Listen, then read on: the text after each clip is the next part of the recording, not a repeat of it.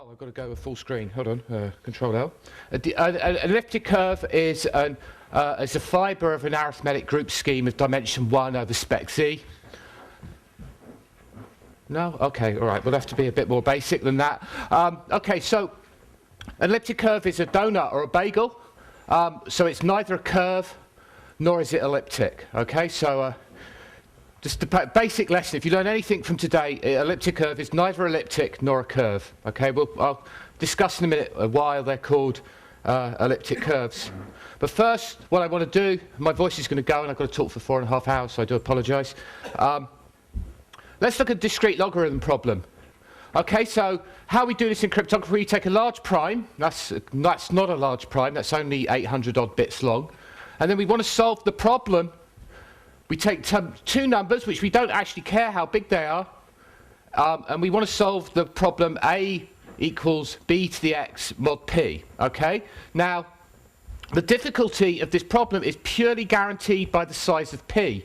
Now, as Dan said, in modern applications, we need p to be about 3,000 bits long. And the reason I haven't put a 3,000-bit prime on this slide is because I'd have to make the font very small, okay? So that's an 800-bit prime. So imagine what a 3,000-bit prime is, and you kind of see the problem that in the real world, people doing real-world public key crypto have had a problem with, okay? So how do we solve this in the real world? We just keep to 1,024-bit numbers and just assume, hope that no one can break them, okay? But but since '85, we've had this thing called elliptic curve crypto, which allows us to make the numbers smaller. Okay, so the key advantage of elliptic curves is we can make numbers smaller, and like Dan says, they're used in SSL, they're used in your PlayStation-ish, in the sense that they are used, but yeah, if anyone's seen the story of PlayStation security, that's really quite funny. They're used in Microsoft operating system, they're used in the Xbox. There's proposals for them to be used in chip and pin cards, which are used everywhere on the planet, bar the US. They're used, everywhere. In your mobile phone, they're there. Okay, so as we sit here today, we're probably engaging in multiple elliptic curve protocols in our pockets at the moment. Okay, so we are using them all the time. Okay, so the discrete logarithm problem is that what we do is we take this prime p, in the traditional finite field sense, and we work mod p, but the difficulty is also governed by the largest prime which divides p minus 1. This is because the finite field fp star, well, the multiplicative group of the finite field, fp, that's fp star, the security really depends on the largest prime that divides the group order of the multiplicative group. So that's the largest prime that divides p minus 1. So what we want is, and we only really look at the largest prime within that field. So we have this discrete logarithm problem, and we essentially have a one-way function, and that's essentially how all of discrete logarithm protocols are produced, in that it is fast to compute g to the lambda, but given g to the lambda, it's very hard to compute lambda. That's the basic idea that we're going to exploit. We've seen it all in finite fields. Who hasn't seen discrete logs in finite fields before? Good. Okay, so we have, okay. So now we want to generalize it, and essentially this generalization, we can take any finite group we want, okay? So obviously there are some bad choices. Okay, Z's not a finite group, but we could still take discrete logarithms in the integers if we wanted to, or the additive group of a finite field. And these are bad choices. We could take the multiplicative group of the complex numbers, and these are bad choices. And the reason why they're bad is because they have efficient logarithm algorithms. The logarithm algorithm C is trivial, you do it in school. But so there are apparently some good choices for crypto. Now, one of the good choices we've seen is the finite fields, and the other good choice for crypto is elliptic curves over finite fields.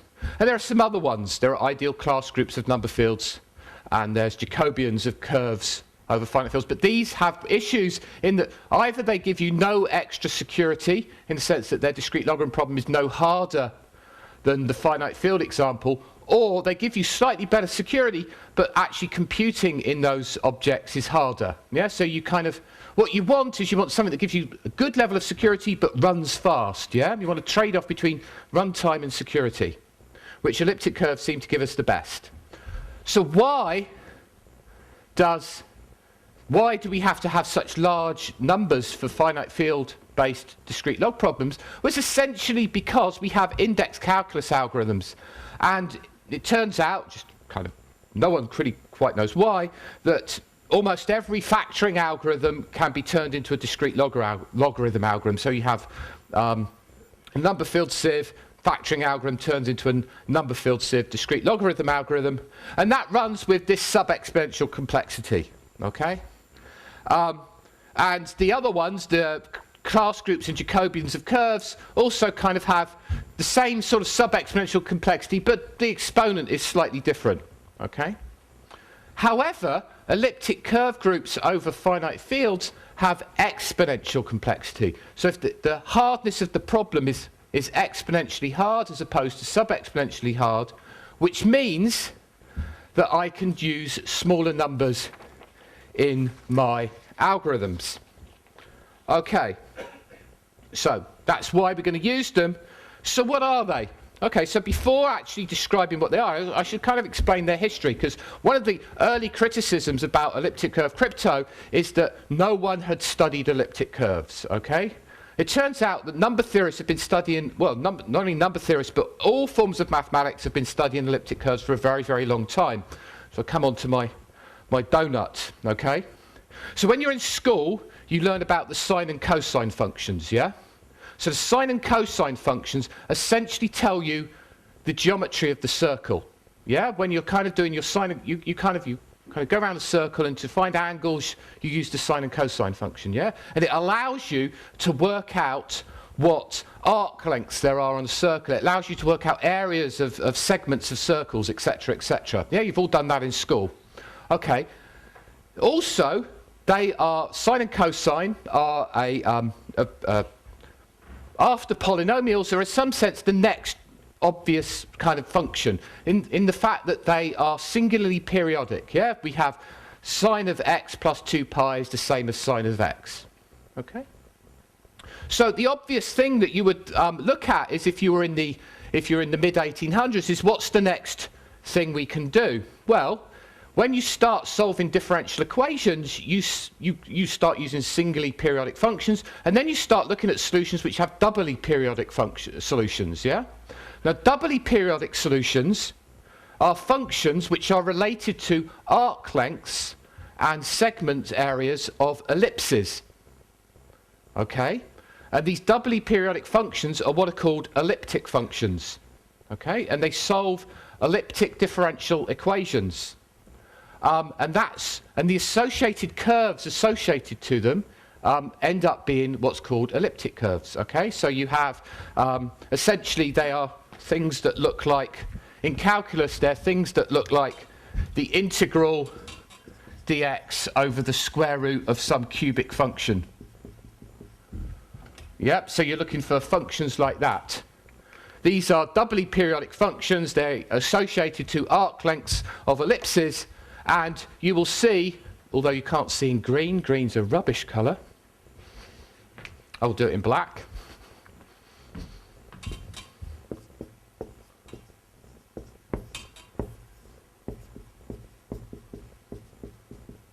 Okay, so the point is we've got the we've got the square root of a cubic function.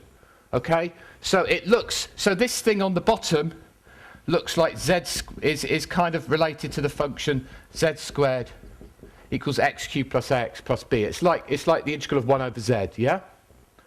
And so these things, because these are elliptic functions, these are called elliptic curves. And they're doubly periodic, which means that they look like a donut, because if I take the complex plane and if I'm doubly periodic in this direction, and I'm doubly periodic in this direction, this means I can associate this piece here with this piece over here, and I can associate this with this here. So if I've got a piece of paper, give me a piece of paper, I need a prop. So here's my thing. So what I do is I associate this edge here with this edge here. I turn it round, and now I associate this edge here with this edge here. And then your paper's not good enough. and I get a torus, okay? So there we go. So that's why, and these have been going on for years and years and years, okay? We'll come back to another bit of history to convince you that these have been known for a long time. So the idea is we have a function that looks like the denominator of that integral. So in general, we actually write it slightly more generally. The reason, the thing is, this integral is defined over the complex numbers, and so over the complex numbers, all sorts of nice things happen. For example, we can divide by 2, and we can divide by 3. But that's not always true over fields, yeah? Sometimes we can't divide by 2 and divide by 3. So to keep things in complete generality, an elliptic curve is often given by the equation at the very top, which is y squared plus a1 times xy plus a3 times y equals x cubed plus a2 times x squared, a4 times x plus a6. There is no a5, okay? This labelling is to do with the associated weights we're giving to the curve in projective space. So the curve actually lives in some sort of projective geometry, and the coefficients are kind of weighted according to how they're weighted in that projective geometry. But you always write it like that. Okay? From these we can define various constants, which you just kind of define. Okay? We don't really care about them very much detail, but the really important thing is once you define these constants in some way, the really important thing is what's called the discriminant of the curve. The discriminant of the curve is a bit like the discriminant of a quadratic equation, yeah? So if we have the quadratic equation ax squared plus bx plus c, the discriminant, as we all learn in school, is b squared minus 4ac, yeah? Now, when b squared minus 4ac is equal to 0, that means the quadratic equation has 2 roots that coincide, yeah? Which is usually considered a bad thing. So, get my black pen, which has got up there.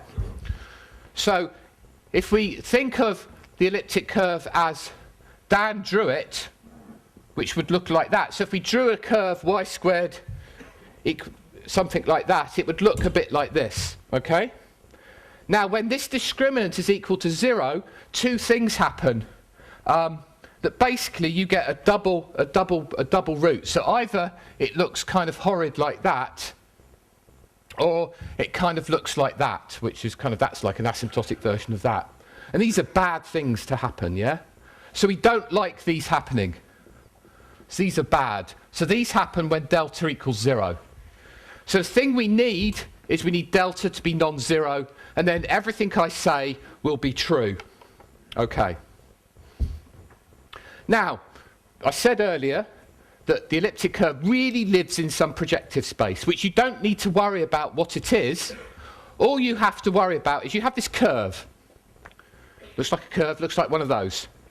Now, in projective space, it has an additional point, which we think of as infinitely far up the y-axis, yeah? This is the point at infinity. Okay, so for those of you who have done rubber sheet geometry, if you think of the complex plane, you can roll the complex plane up onto a sphere, yeah? And then the north pole of the sphere is not actually in, when you kind of take the plane and you roll it, I'm not going to do this with your piece of paper, I can't do this, right? You take your complex plane and you roll it up over a sphere, okay? Now, infinitely far in all the directions corresponds to the north pole, yeah? Which isn't actually on the complex plane. So when we projectivize or, you know, do the Riemann completion of the sphere, of the complex plane to the sphere, we have to add an extra point at infinity in, which is the north pole. Well, here, we also have to add a north pole in, but the north pole we consider to be infinitely far up the y-axis, okay? So there's this extra point infinitely far up the y-axis, which we call the point at infinity, okay? And it's written with an O for reasons that will become apparent in a minute, yeah? So it's either called the point at infinity or it's called the 0, okay? Which we'll see why in a minute. Okay. Now, so there are lots of elliptic curves.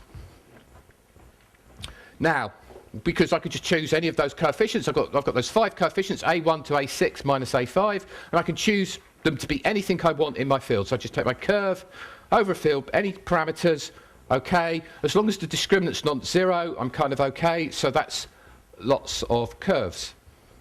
Now, just as in finite fields, if I have a finite field over an extension field, there's various ways of writing the finite field down, and they're all equivalent, yeah? So what we really want to know is what are the equivalent ways of writing elliptic curves down. Maybe if I write one elliptic curve down and I write another elliptic curve down, they're actually the same, yeah? If they're the same, then I might as well choose the representation that I prefer in my program, yeah? There could be various ways of representing the elliptic curve. I want to choose the one which is nicest. So to choose the one which is nicest, I have to know which ones are the same, yeah? Okay, so it turns out that what I want to do is I want to execute a change of variable. So I've got one elliptic curve and another elliptic curve.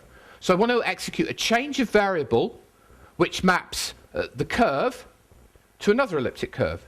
And the curves must have the same shape, yeah? So I must go, you know, if it's y squared equals x cubed plus blah, blah, blah, I want to map to a quadratic in y and a cubic in x, in some sense, with some cross terms, yeah? The same cross terms.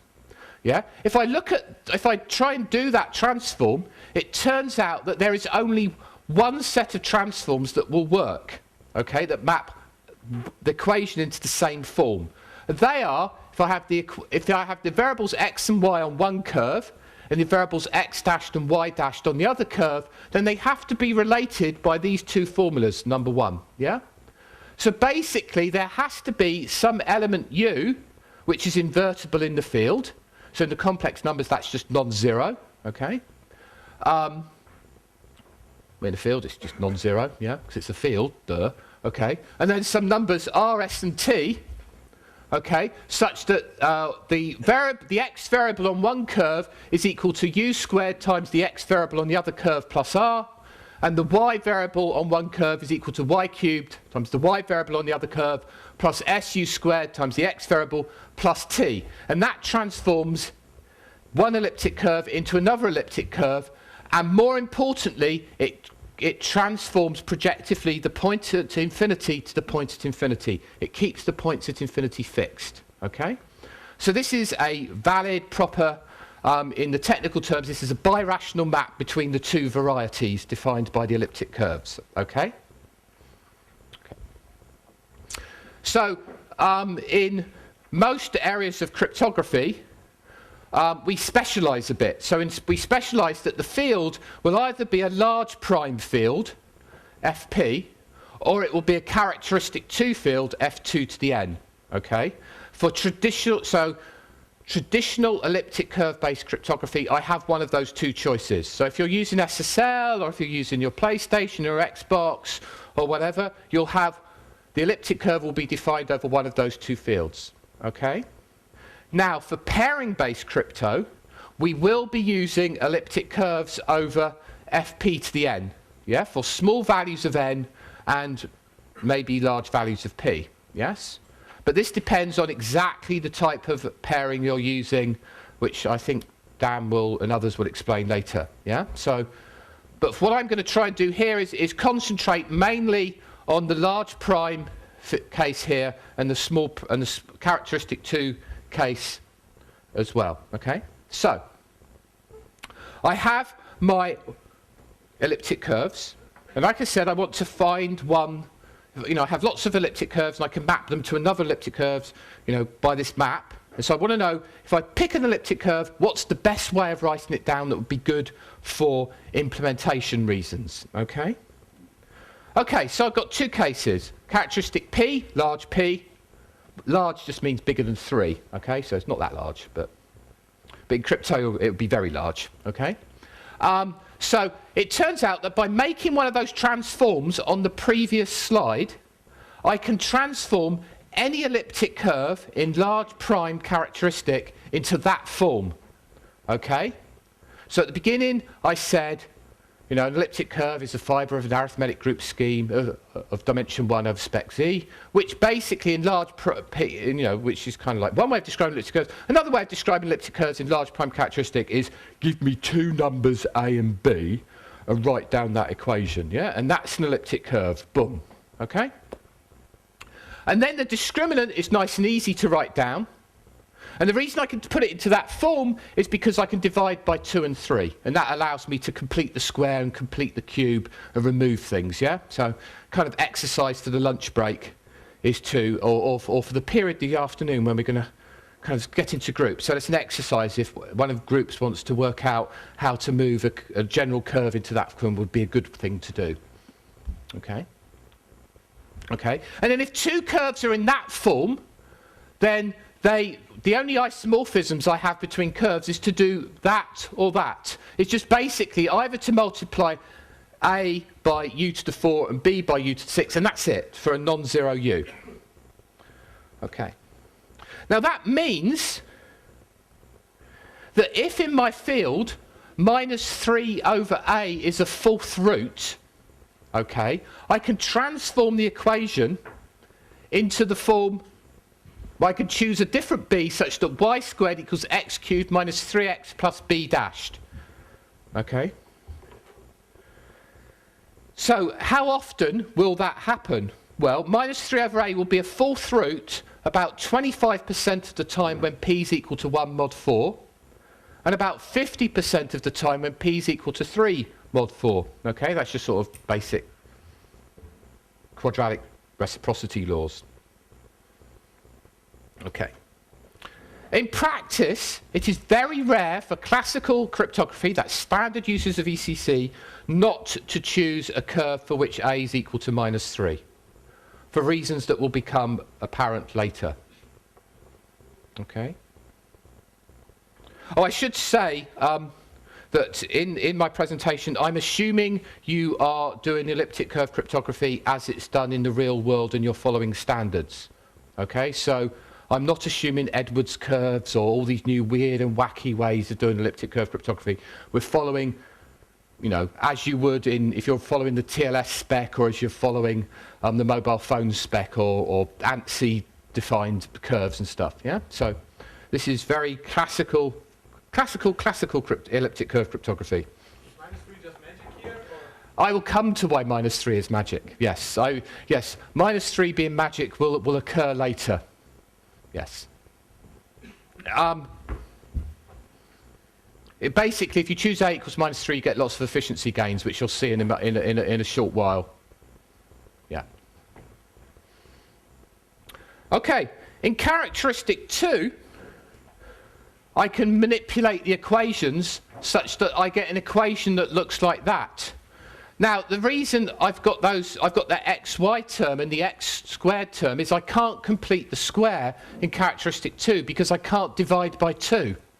If you think of the classical formula for completing the square for a quadratic equation, the fact is I need to divide by 2. So I have to have the curve in that form, where in particular a can just be chosen from a set of two elements. Either it's 0, or a is chosen as any old element in the field of trace 1, which means that the sum of all its conjugates is 1. Okay, so in this case we have that the discriminant is b, so b can't be 0.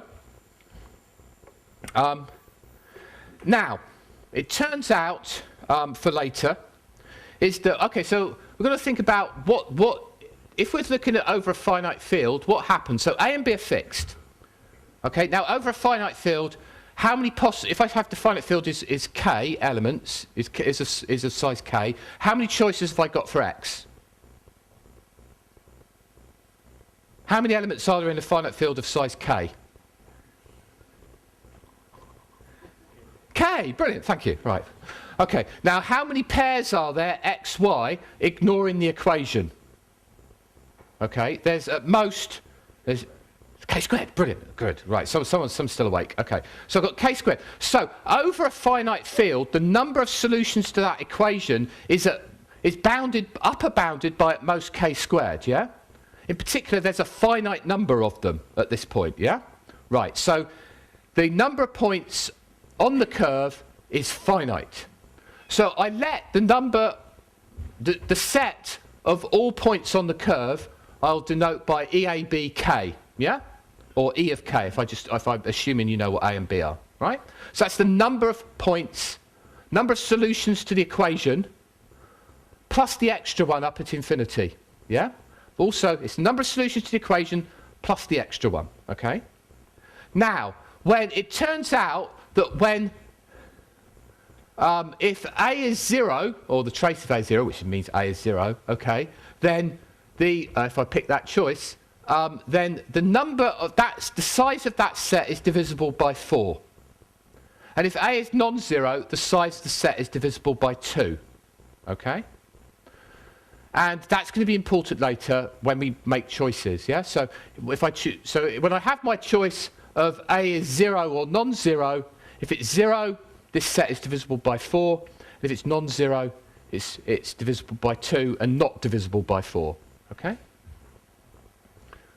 And so what we're going to choose is we often choose A equal to 1. If we choose K equals the field F2 to the P, where P is prime, because the trace of 1 is always 1 if P is prime, because 1 added to itself P times taken mod 2, and P's prime is P is equal to 1 mod 2. Yeah? Okay. So that's just kind of referring to something we're going to have in a minute. Okay, so that's my equation of the elliptic curve. And I haven't said anything else except it's just a set of solutions to an over some finite field or over the complex numbers. Okay? Right. So as I said, E of k is the set of solutions to the equation plus the point at infinity. Okay, now there is a process called point addition, which, given 2 points x1 and y1, and x2 and y2, give a third point x cubed y3, x cubed y cubed, x3 y3. There. Okay. Okay. And this addition process creates what's called an abelian group. Okay, so we're going to spend some while looking at this in more detail.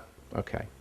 So let's look at let's assume we're over the complex numbers for a minute. Okay, so or over the real numbers. So I have an elliptic curve over the real numbers. So I draw it, looks like this. I have my y coordinate, sorry, my y-axis and my x-axis. I'm going to take 2 points, P and Q. Okay? So the following process, as I said, elliptic curve's gone back a long time. This process here, this is the addition law, actually goes back at least to Newton. Yeah, so it's very, very old, 1680. Newton was using it, and it's used. Remember, I said we had these elliptic functions. These elliptic functions are solutions to differential equations. It allowed him to create new solutions to differential equations from old solutions to differential equations. Yeah. So given one solution, and so this one solution. 1 point solution corresponds to a point P, 1 point corresponds to a point Q. Okay. So how does this law work?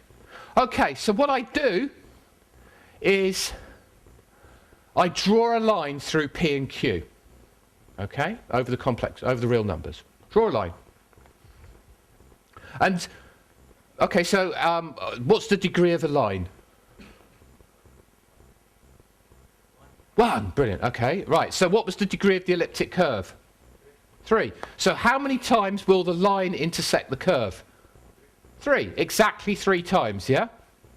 So the line intersects the curve exactly 3 times. So it must intersect the curve in another place. Let's call that place R, okay?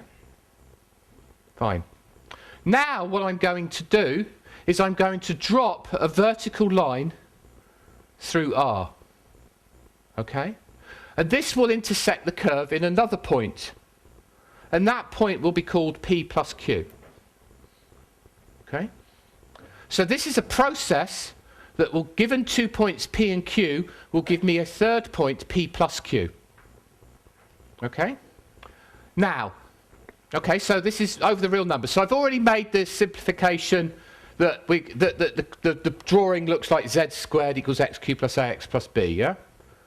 If I had some other terms in here, if I go back, if I go back to the very, very beginning, blah, blah, blah, and I wrote my elliptic curve down like that with some extra terms in y on the left-hand side, the picture will be kind of skewed a bit. And when I drop my vertical line, things kind of go slightly wrong, but I can kind of fix that. Oh, wrong way around. So go back to the picture. Yeah. This curve is none of the one that you drew so far. Is this a good one or a bad one? Ah, it's a good one. It's fine. So over the complex numbers, this is kind of cool. Yeah. Okay. So this will give you right. So let's basic algebra. Okay. So if y squared equals x cubed plus ax plus b, all curves over the complex numbers, real numbers, I can put like that because 2 and 3 are invertible over the real numbers. Okay. So what forms of curve can I have? I can have a curve that looks like that. Okay, that's bad. Okay, I can have a curve that looks like that. That's also bad.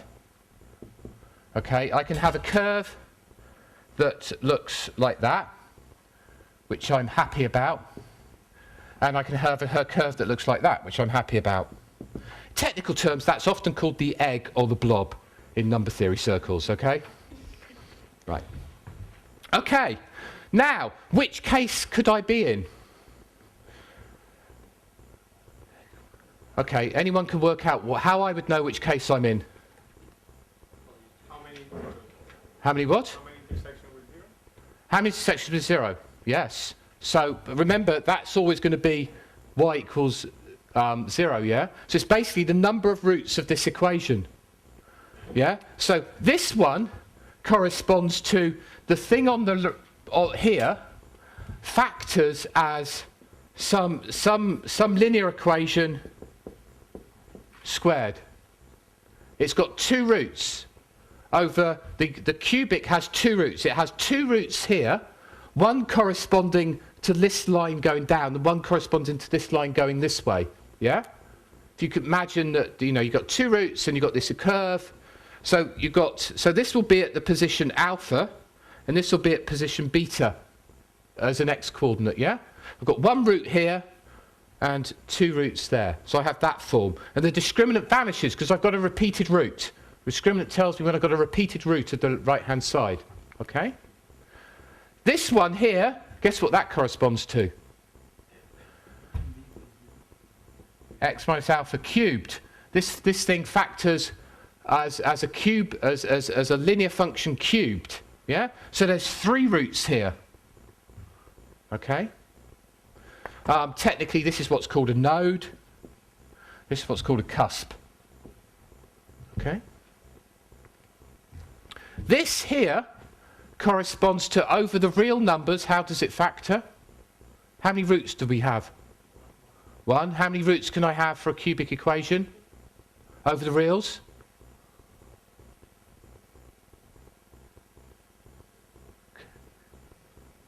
Or 3. I can't have 2, yeah? Right, so here it factors as x minus alpha times x squared plus beta x plus gamma.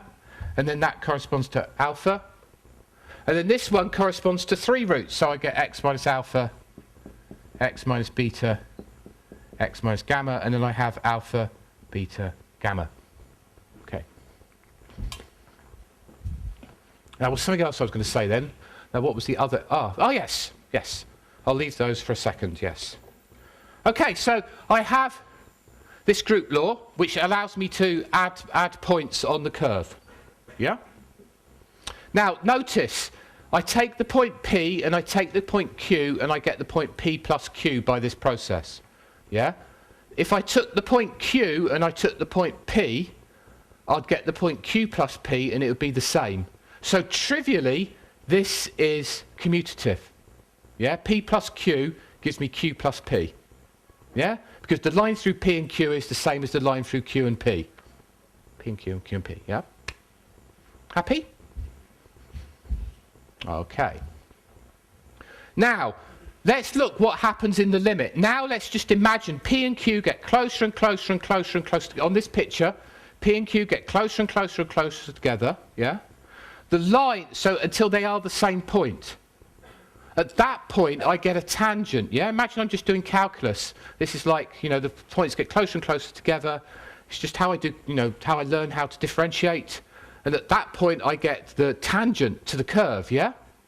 So if I get the tangent to the curve, I get a picture that looks like that. And I do exactly the same process. I draw the straight line that intersects the curve at P twice. That's a tangent. It's a straight line. A straight line intersects the cubic curve 3 times. Well, it already intersects twice at P. So it's going to intersect the curve once more at R. I then drop the straight line and I get 2P. Okay, and that's called the doubling process. Or as Fermat called it, this is the method of ascent. Okay, so this is Fermat's method of ascent. He used this to create new solutions of Diophantine equations from old solutions of Diophantine equations. So no one in the 1600s cared about factoring. Yeah? In the 1600s, major mathematicians were worrying about elliptic curves. Elliptic curves have been studied by more important mathematicians than mathematicians who have looked at factoring. Yeah? No one cares about factoring in mathematics. Yeah? Go to a maths conference, no one will talk about factoring. They will talk about elliptic curves. If you go to applied maths, if you go to physics, if you go to number theory, elliptic curves are a unifying area of mathematics that are used in everything. Yeah? Yeah. Okay, so let's think about this for a minute. I have this process which allows me to, given 2 points, gives me a third point. This process is commutative in the sense that think of it as a function.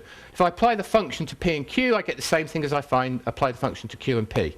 Okay? Now, what happens when I use the point up at infinity? Okay, so let's just imagine this in our head. So we have this point on the curve, okay? And I'm going to, so how does my process run? I've got to draw a straight line between the point on the curve and the point at the infinity. But the point at infinity is infinitely far up the y-axis, yeah? So it's so infinitely far up the y-axis that with this kind of picture, the only way I will get a straight line between P and the point that's infinitely far up the y-axis is to draw a line that's it's vertical. Okay? Okay, so it's a linear function. It intersects the curve in 3 points. Now, if you do this, you do your geometry correctly, in other words, you work in projective geometry, the line will intersect the curve infinitely far up the y-axis. It will intersect the curve at P, and it will then drop through and intersect the point at another point. There. Okay? So that would be my my straight line. Now what's my process? Draw the line that intersects the 2 points, then reflect in the y-axis, and where do I end up? Back where I started from. Yeah? So if I apply this process to P and the point infinitely far up the y-axis, I get back P. Everyone see that? Yeah? So in particular, P added to the point at infinity, which we called 0, P plus 0 equals P, which is what you would like. Yeah? Good. Right, so we have that.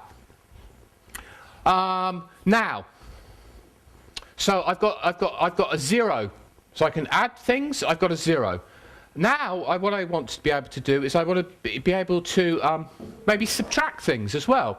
Yeah, so to subtract things, I have to take an inverse. Okay? So, there is, I mean, it's going to be sort of kind of obvious, but so what I want is I want a point that if I reflect it, and then so I want a point P, and I want to find another point that if I add it to it, if I draw a line between P and this point Q, it's then going to intersect the curve at another point, which if I reflect in the y-axis will give me the point at infinity. Okay? So imagine how we're going to do this. So I'll draw it on a picture because it's a bit slightly bonkers. The green's rubbish. Back. Okay, so I have my point. Let's assume we've got a picture here. So I have P. I want to draw a line. Okay? such that if when it intersects the curve in another point, and then I reflect, it gives me the point at infinity. Well, if you think about this for a bit, what I want to do is the line I want to draw is between P and the point that is the reflection in the y-axis. Because then, if I draw the line between P and the point that's the reflection in the y-axis, boom, boom, boom, boom, boom, it intersects the curve where? Up at infinity. Now, I reflect that point in the y-axis, boom, that goes infinitely far down there, which kind of in this lovely world wraps all the way back round there. Okay, so this point plus this point equals that point. So we might as well call that point minus P. So in this lovely case where we're symmetric about the y-axis, to take the negative of a point, to invert the point, we just flip the y-coordinate, the sign of the y-coordinate. Okay? So what do we have? Okay, so we have a rule that allows us, given 2 points, gives us a third point. If I take the two rules in the other way, in the other order, I can get the same point, so that's kind of commutative. I've got a 0. I can negate, and negate all works. So the only thing I need to show that it's associative is, need to show it's a finite group, is to show it's associative. Okay. So there are various ways of showing it's associative. There's the boring way, which many of you might want to do this afternoon, which is to work it out with equations, and quite frankly, good luck. You can do it like that. You could apply some sort of old-fashioned sort of Spanish-style algebraic geometry to it, or you just basically kind of take a much more highbrow view, and in the highbrow language, which I'm not going to cover, it's trivial. Yeah. So associativity. Just believe me, okay? That P plus Q plus R is the same as P plus Q plus R. Okay, so fine. I'm not going to show that because life's too short. Okay. Right. Okay, now, so that's the picture of the real numbers. Now, if you think about it for a minute, all I've done is do what you could have done at school. As long as you know a bit of calculus, you can work out tangents, yeah? You can intersect curves, you can intersect straight lines with curves, you could reflect in y-axis. There's nothing there that a good 18-year-old couldn't cope with, yeah? Right, so you could do that. Now, if you do that, you can write down formula for the group law, yeah? So given this elliptic curve, I can actually write down formula for the group law. I don't need to draw pictures. You know, inside my Xbox, the processor isn't drawing pictures and going like this, yeah? It's actually computing with formula, yeah? And these formula just follow from standard calculus. It's very simple, okay? Now, it turns out these formula apply over any finite field, yeah? Because they apply, you know, this is the magic of arithmetic geometry. It works over the global field. You reduce it mod P or to any finite field, and you've got something over the finite field. It's just magic, yeah? So I can use exactly the same formula with the general equation in any characteristic finite field I want. I just take my real numbers, my real number methodology, write down the formula, and then just do it, okay? As long as I don't divide by 2 and 3, okay? So let's write some formula down. Let's see how this works, and then we'll see why the -3 is magic, okay? So, suppose we're in characteristic P. We have an equation that looks like that, remember? Okay, so what does negation look like? Well, negation is just I just swap the y-coordinate, yeah? Because it's kind of symmetric, so that's nice and easy, yeah? Happy? Okay, the addition formula is, well, if I've got points P1 and P2, so P1 will be x1, y1, P2 will be x2, y2, and I want to get x3, y3. Okay, so x3, y3 are going to be given by these equations where lambda is essentially the slope of the line. It's the derivative. You know, it's the derivative. It's the slope of the line between P1 and P2. Yeah. So clearly, there's going to be a difference in how you compute lambda depending on whether the 2 points are the same. Yeah. Because if they're different, my denominator is going to be the difference in the y-coordinates. So, sorry, the denominator is difference in the x-coordinates. Duh. Okay. Difference in y over difference in x. Okay, so if the two points have different x coordinates, I can do it like that. That's just a slope. And if they have the same x coordinate and y1's not equal to 0, which is kind of like a trivial case, I get that. So that's the derivative. Okay, so I can work out my addition formula. And if we notice, there's a kind of thing here happening. If a was equal to -3, then I could actually compute this as 3 times x1 minus 1 times x1 plus 1, which doesn't really save me much like this, but later on it's going to save. But you can see why the -3 might be kind of interesting, yeah, from this equation. Yeah? Okay. In characteristic 2, what did we have? Well, reflection no longer works for taking the negation. Remember, you kind of get a skew, a bit of a skew on the curve. Okay, so the negation is quite easy. I just add x to y, and that will give me the negation. Okay. Again, if you want to draw out all the pictures and work everything out, that's fine by me. And then you do the addition law, and we have the addition law looks like that. Okay? So just formulae. Rather dull. Yeah?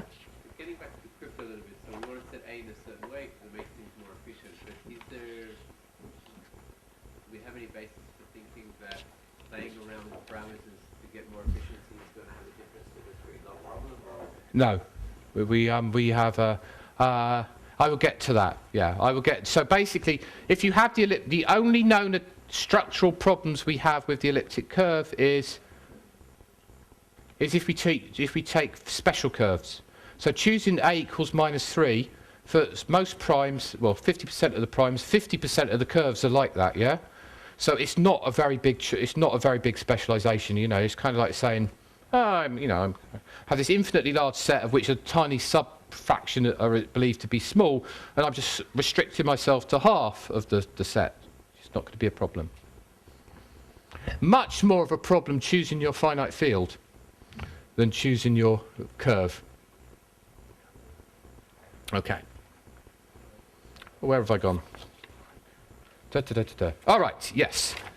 So, let's just summarize that a bit. For characteristic P, if we work out what the formulae are, we need 6 field additions. Now, field additions are trivial, yeah? When you do crypto, all you do is you count multiplications. Multiplications are the only thing that counts, ever. Any form of crypto protocol, multiplications is the only thing that counts, right? We have 3 general field multiplications and 1 field inversion, because I've got to divide by that denominator in the lambda, yeah? For point doubling, I've got 5 field additions. Again, I don't care about that. 2 field scalar multiplications, 4 which are trivial. Let's just multiply through. And because actually the reason they're trivial is because they're just multiplying by small numbers. Yeah, so if I'm multiplying by 2, guess what? I don't multiply by 2. I just add it to itself. And if it's 3, I don't multiply by 3. I just add it to itself 3 times or twice. Yeah. So that's nice and simple. And then 4 multiplications, then 1 field inversion. Okay? So, if you're doing crypto implementation, there is 2 rules. The first rule I've already said is you only care about multiplications. And the second rule is never, ever, ever, ever, ever do an inversion. Because inversions are hell. Okay? I mean, you know this on a computer. You know, anyone's programmed anything and timed it. You know, you do multiplications, it kind of goes okay. You start executing a division, even a floating point division, kind of dies on you. Okay? So field inversions are a bad move. Computers do not like to divide. Just like school kids do not like to do long division, neither do computers. Okay? So we've got to avoid doing inversions. Okay? And we have them, which is a problem. And the other thing we should notice is that, let's compare this to if I'd had a normal discrete log system. In a normal discrete log system, to operate a group law, all I have to do is do 1 multiplication mod p. Yeah? Here I'm having to do 3 multiplications mod p plus an inversion to execute the group law. But this will be faster as long as the p is smaller. Yeah, so I'm not comparing apples with oranges. It's not just, I have to look at how big the thing is I'm computing. And the idea is here is that the p is going to be so much smaller that the fact I have to do what looks like more mathematical operations is still okay. I'm still going to be faster, okay? Right. And in characteristic 2, we have the same problem. We still have to divide.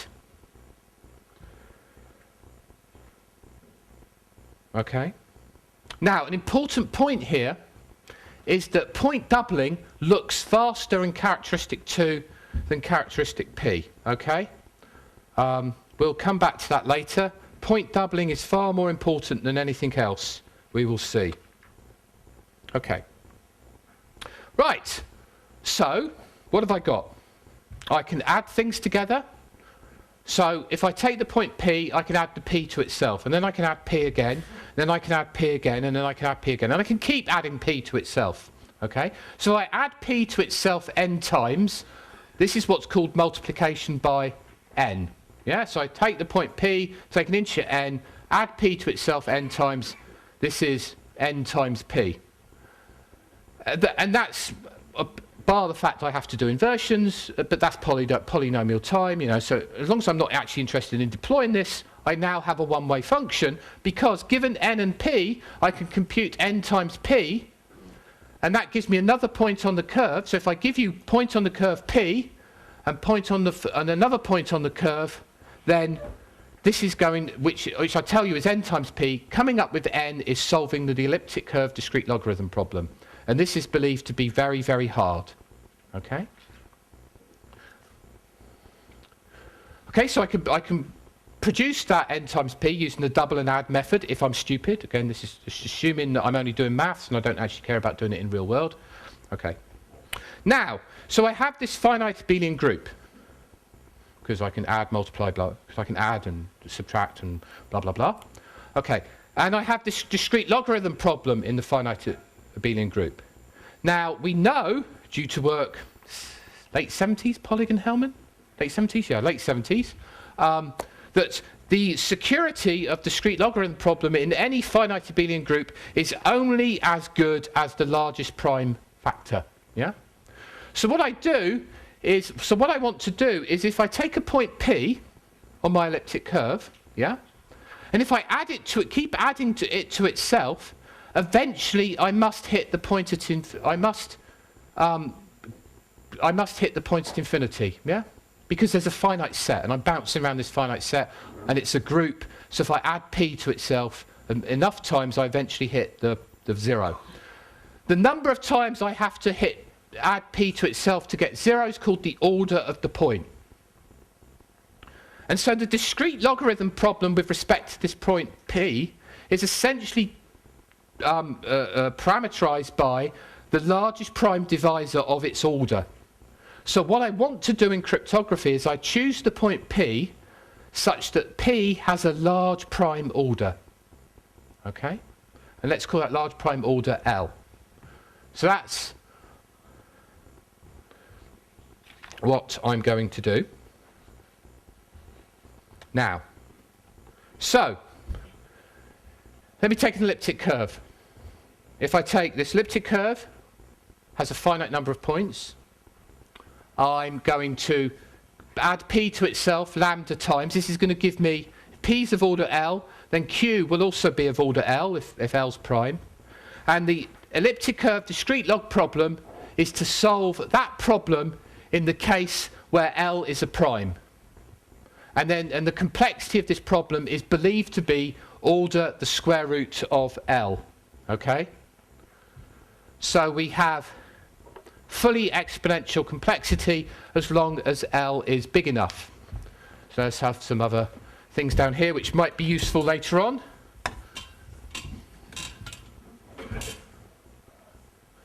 Okay, so I pick my elliptic curve, I pick the field K. I add up, I count the number of points on the curve, including the points at infinity. Okay, this is going to be some number n. So, well, it's going to be some number. So we look at the number of points in this set. Okay, It's a group theory, so if P's in that group and it has order L, we know L, divides this group order. Yeah?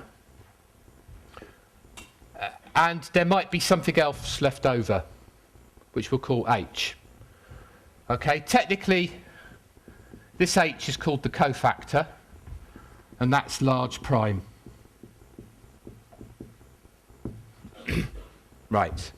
Now, so some facts I probably haven't got on the slides that you probably want to know is how do you find P that has large prime order L? There are two ways of doing this.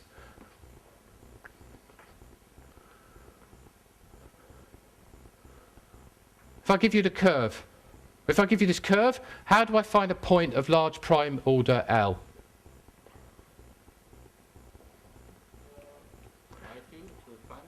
Right, okay, so I try a few. Okay, so how do I try a few? Okay, so the first thing I want to do is I'm going to have to find a point on the curve. Okay, so how am I going to find a point on the curve?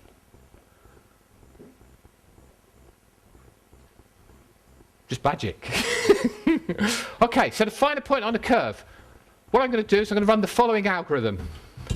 Is I'm going to pick an x in the field K. Yeah? Right, then I'm going to find a y. Okay. How many times am I going to have to pick an x until I find a y?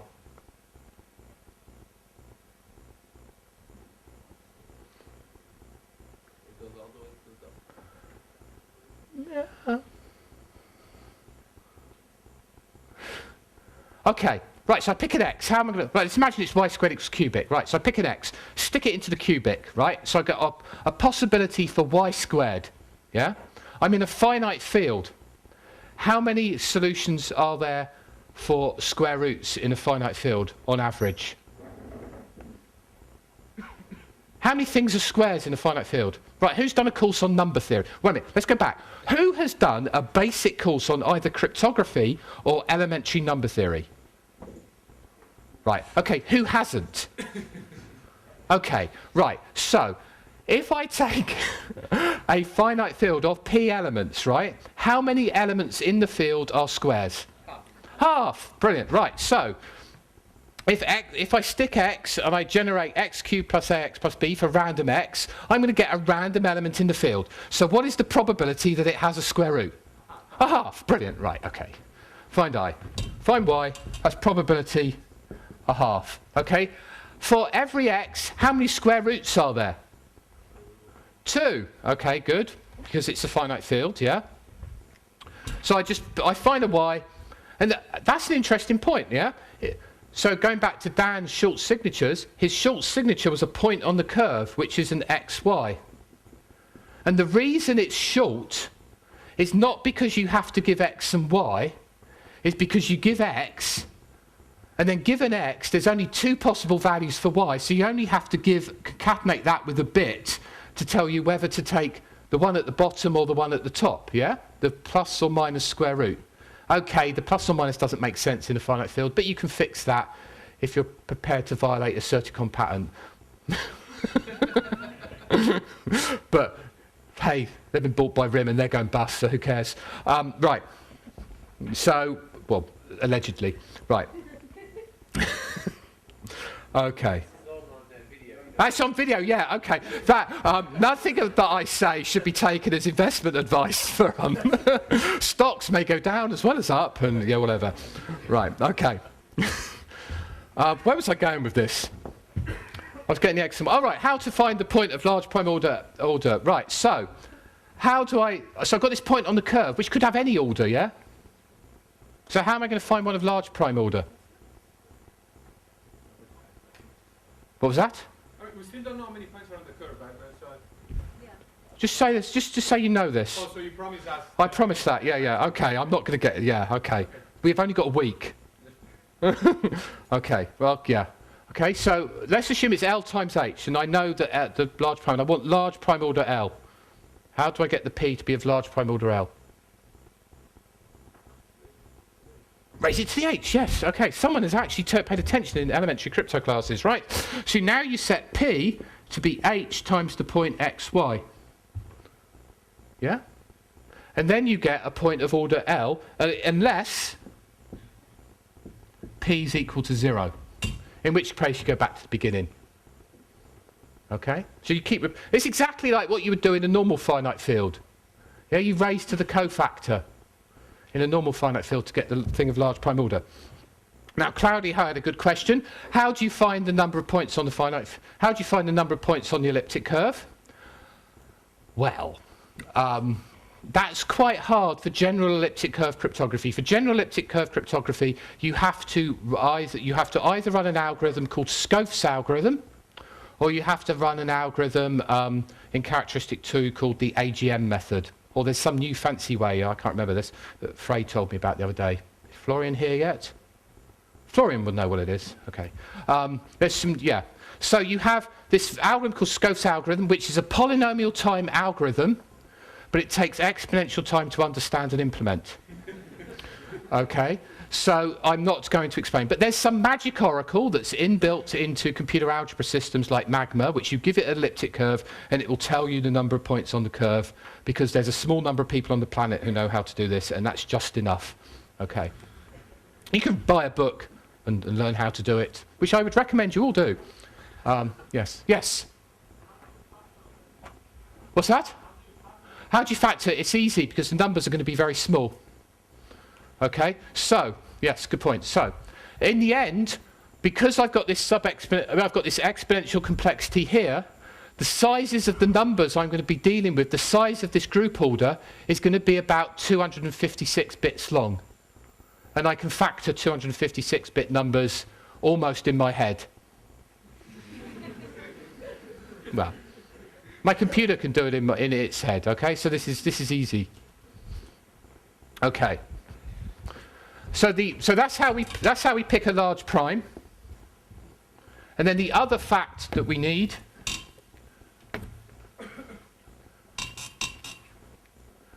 is a fact that I won't be bothered to prove. It's a classical fact from number theory that that is about the size of the finite field. That the number of points on the curve over a finite field is about the number of points on the finite field. It's very easy to see this. Let's run this algorithm, run this bit of the algorithm. Pick an x coordinate, okay? What's the average number of y coordinates associated to the x coordinate? 1. Because half the times there's 2, and half the times there's none, yeah? So actually, roughly speaking, there's about number of finite field points, but I've missed one. Point in infinity, so it's about +1. Okay? So it's about number of points, and in fact the interval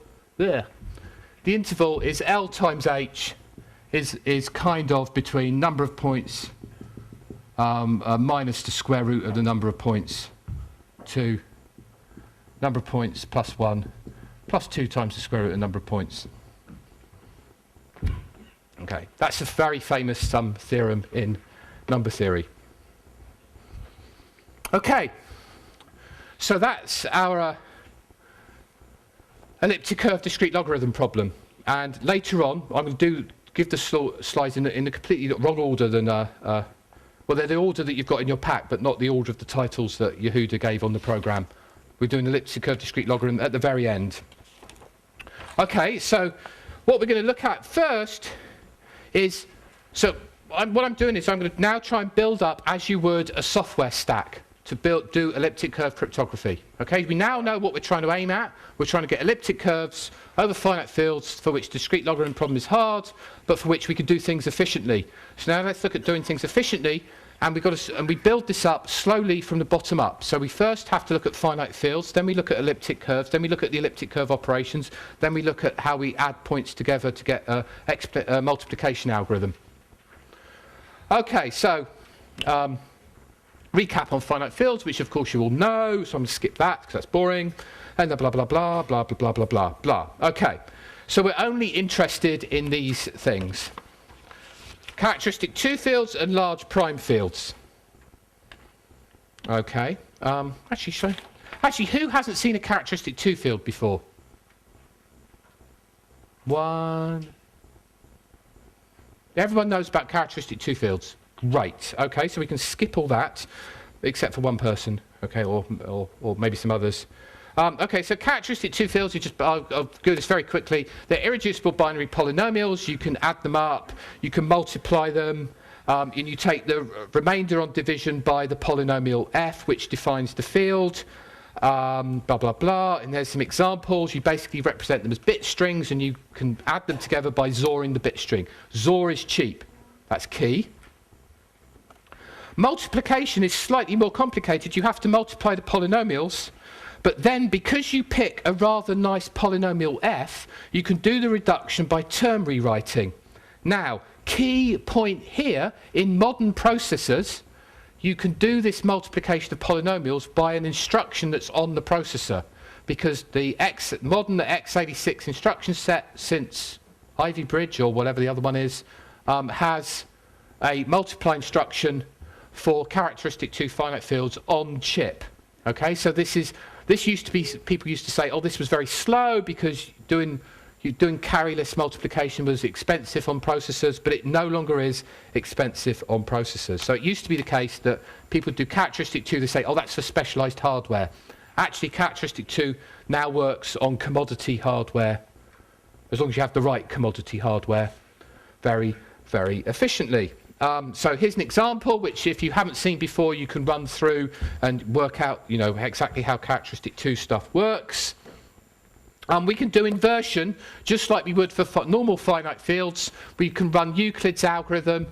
Here's an example of running Euclid's algorithm, and I can invert my polynomial x cubed plus x squared plus 1 modulo x cubed plus x to the 6th plus x plus 1 to get x to the 5th plus x cubed by running Euclid's extended Euclidean algorithm. Right. More interesting is as follows. Remember I said that we have, so we're now going back to the beginning, right? So we had these elliptic curves, and we said that there are, one elliptic curve could be equivalent to the other elliptic curve if there's a mapping between them. We could choose the one we like. Okay. So the same is true of finite fields. There is only one finite field of every characteristic and every degree. So if I say the finite field f2 to the n, or f2 to the 163, or f2 to the 257, or whatever, there is only one of them. Okay? The problem is my one could be different from your one. Yeah? Yeah, there is only one mathematically, but in a computer they're different, yeah? Because at some point I'm going to have to send finite field elements across the wire, and there I'm going to have to agree on what the finite field element actually represents, which representation we're using. Now, it might be the case that you have some software library or some hardware that prefers doing it one way, and I have a software library that prefers doing it another way, and the standard says on the wire it's got to be a completely third way. Yeah? Luckily, we can just map between them. Yeah? It's because for every finite field, for every finite field, for 2 representations of the finite field, I can map from one to t'other just by applying a polynomial map. Yeah? Yeah, it's kind of trivial. Yeah, finding it's kind of a bugger, but it's actually easy to, once you've got the mapping, it's easy to apply it, yeah? And you find the mapping, the easiest way to find the mapping is just to factor the one polynomial representation over the other finite field, yeah? So as long as you can do polynomial factorization, which is polynomial time, you can do it, yeah? So this is, so we don't care about the underlying field representation, because if you have some nice piece of hardware that works in one type of field representation and I have some other which works in another, we can map between them, and that's no problem. Okay? Okay, so for characteristic 2 fields, which are the only ones in standard elliptic curve cryptography where I have an extension, but in pairing-based crypto we're going to have other ones, it doesn't matter. We can map. So the only choice we really have with the finite field is what finite field to take. Yeah? So characteristic 2 composite extensions. This is if I take if I take f2 to the n times m. So for example, f2 to the 6, yeah? 6 is composite, yeah? Now, good lesson in cryptography, especially elliptic curve cryptography, is composite numbers are bad, yeah? Yeah, RSA bad, elliptic curve good, therefore composite numbers bad, prime numbers good, yeah? It's kind of mantra, yeah? You can know this, right? So it's, okay, so f2 to the n times m is a bad choice.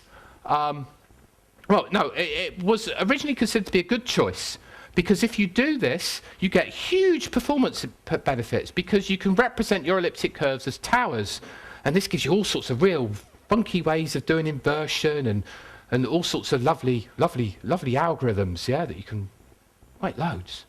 The trouble is this means the elliptic curves are susceptible to what's called Weil descent attacks, and again, it's another one of these things where you can easily say, oh, it's a bad thing to do. You can run it in polynomial. You can apply the Weil descent technique in polynomial time. It then takes you sub-exponential time to run it, and it also takes you sub-exponential time to explain it. So I won't be doing that this week at all. But take it from me that finite fields with composite extension for small primes, that's small prime to the power composite number, are bad for elliptic curve cryptography. So that's small prime, very important, small prime to composite extension are bad for elliptic curve cryptography. In pairings, when you take a composite extension, what Dan said, that you had fp to the 6 and fp to the 12, 6 and 12 are composite, but when you do those pairing-based extension later on in the week, the prime p will not be small. It's small to the composite is bad. Okay? And 2 is the smallest prime possible, so that's particularly bad. So we no longer use such fields. So in normal elliptic curve cryptography, what we use is we use a prime extension. So we use f2 to the p, where p is like 163 or 191. So this is the size of the numbers that we're going to... So this gives us the size of the x coordinate, the y coordinate. By that, it gives us the size of the group. So you can see we're only dealing with small curves, small numbers. The other thing is that, okay, so once we've picked this, we have a wide choice of how we represent our finite field. And there's things called trinomial bases, pentanomial bases, normal bases. Anyone who's done any coding theory will love these to death or hate them, depending on whether you liked your coding theory course. In general, normal bases are very, very good in hardware, because you have these things called optimal normal bases, which involve the least number of wires and gates. But generally, standards documents no longer kind of use those anymore. You can use them yourself, and you can convert from one representation to another, because all representations are equivalent, but you have these different representations. Generally speaking, if you can pick a trinomial basis, it runs faster than a pentanomial basis. Trinomial basis is the defining polynomial, like this one here has 3 terms. X to 6 plus x plus 1 has 3 terms. The AES polynomial, which is x to the 8 plus x to the 4th plus x cubed plus x plus 1, that has 5 terms. So the AES polynomial is a bad polynomial. But it turns out that for a given finite field, you may or may not have a trinomial basis or a pentanomial basis. So for the AES field of 256 elements, you don't have a trinomial basis, so the pentanomial is the best you can do. Okay. So for large prime characteristic fields, there are various ways of implementing the arithmetic, which we won't go into, but basically you could just plagiarize all the code that you use to implement RSA, generally speaking. RSA is usually implemented with Montgomery arithmetic, which avoids divisions. Remember, divisions are a bad thing. Okay, so we can do that. There's this thing called Barrett reduction, which is roughly the same complexity, but depending on how you program it, can or may not be faster than Montgomery. And there's also a lot of standards use special primes. So if you choose a special prime, you can do reduction very fast. So my favourite prime number. Anyone want to know what my favourite prime number is? Huh? Okay. P. This is used in a lot of elliptic curve standards. That's my favourite prime number, okay? Nice and easy to remember, okay? 192 is a multiple of 64. So when you multiply this on a 64-bit or 32-bit processor, if you take two numbers less than p and you multiply them together, okay, that's 3 times 64, if memory serves me right. What I'm going to do is I'm going to get something of 6 64-bit words wide. 1, 2, 3, 4, 5, 6, yeah? And I want to, so that's how, well, after I've done my schoolbook multiplication, I now want to take reduction modulo p. To do reduction modulo p, I now just basically essentially do term rewriting. So this is the lowest, this is the least significant word, this is the most significant word. What I do is I divide it in 2. I take this stuff, and which I'll call 1, 2, 3, say. I put this stuff underneath here, and I also shift it along by one word. 1, 2, 3, 1, 2, 3, and I add them up. Yeah? And now I'll get another one, which will be 1 dashed, dum, dum, dum, and I do the same. I then put that 1 dash there, 1 dash there, add it up, and I'm done. So division with just addition. Very cool, huh? Because it's a cool prime. Very cool, yeah. So it works on 64. So this is so a lot of implementations use this as the underlying prime for elliptic curve crypto. Again, in pairing-based crypto, you're also going to choose primes of special form. But you're going to choose primes of special form generally, most of the time, for the very, very efficient pairings for 2 reasons. 1, to make the pairing go fast, and 2, because the underlying arithmetic runs fast, but also to give you very, very good security guarantees. So you have these things called Pareto-Nerig curves, where the prime has a special form, and then using that special form, you can get special reduction algorithms. Okay.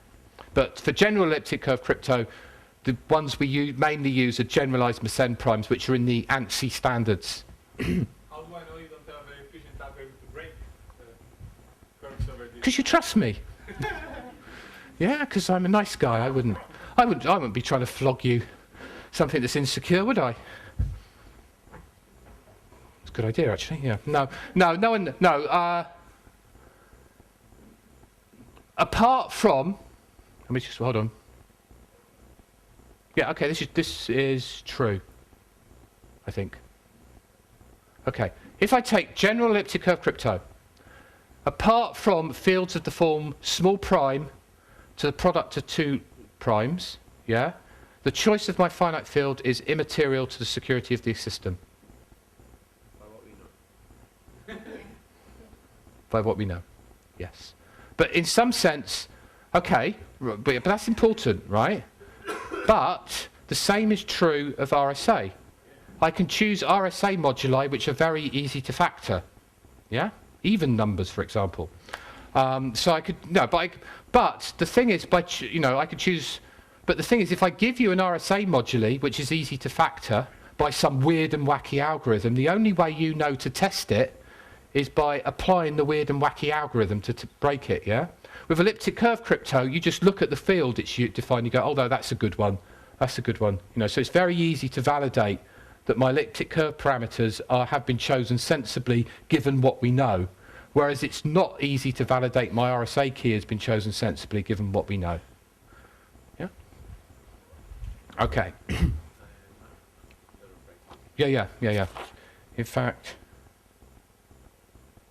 yes, I would just speed up. In fact, I'm almost there. I've got a line where I'm going to end. I've got a line where I'm going to end. You haven't. Okay. Okay. Right. So the generalized Mersenne primes I've already done. So I can skip through these. So there's my favorite prime on the bottom. We take some polynomial, which is some low-weight term. We can multiply, do the reduction very sensibly, using some sort of Carat-Suber multiplication, for example. And then do some term rewriting, which I just kind of did with pictures, but you have with maths here. And that's done. And then I can do, and if I did, and it's kind of like, so instead of using 36, if I did it on a 32-bit processor, instead of doing 36 word multiplications, which I do with GM primes, if I had to do this with Montgomery arithmetic, I'd have to have 84 word multiplications. So this is a big benefit using GM primes. Final one, which I want to end, which is only one slide, OEF fields, which are kind of useful in normal elliptic curve cryptography, but really come into their own for pairing-based crypto. These were proposed for use in normal elliptic curve-based crypto. They appear in the IEEE standard, but as far as I know, have never been deployed in a real system, a traditional elliptic curve system. And there you take a large prime P, and then you define an extension field which is given by a nice polynomial like x to the n minus 2, or something like that. Yeah, so think of n as 6 here. That's okay, because P's big, so P big to the composite's fine. And then I have x to the n minus 2, and I can do my elliptic curve operations very fast using that kind of field, and that will come out in the pairing-based stuff later on. But these have been proposed for normal elliptic curve crypto. So at that point, I will end on my line. Very good timing, thank you. Cheers.